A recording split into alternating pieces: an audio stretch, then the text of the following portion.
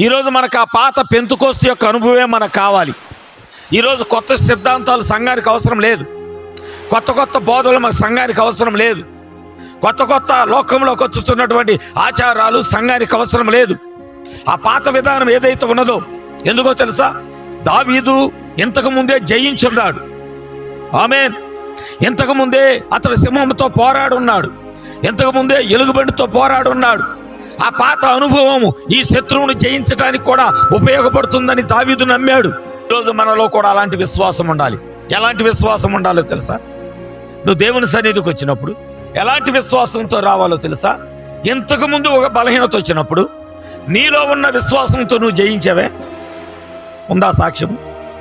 ఆమె మరొక శోధన వచ్చింది, మరలా విశ్వాసంతో ప్రార్థన చేశావు, దాని మీద కూడా దేవుడు జయమిచ్చాడు.